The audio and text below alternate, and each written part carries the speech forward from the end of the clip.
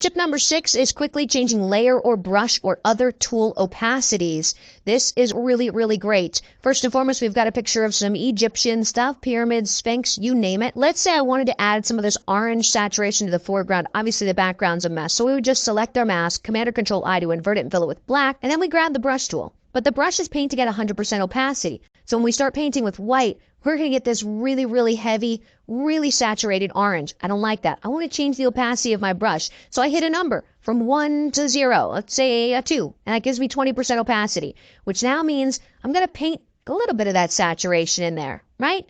Like there's before and there's after.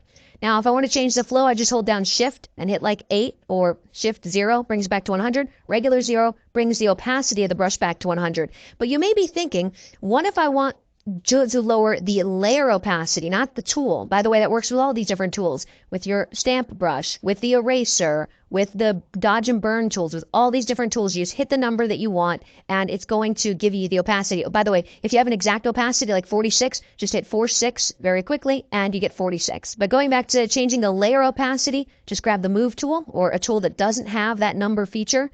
And over here in our layer panel, we don't really have to do anything. We can just hit a number like 4. And the hue saturation layer is now at 40%. By the way, you can change the fill by holding down Shift and hitting Shift 5 or Shift 4 for 40.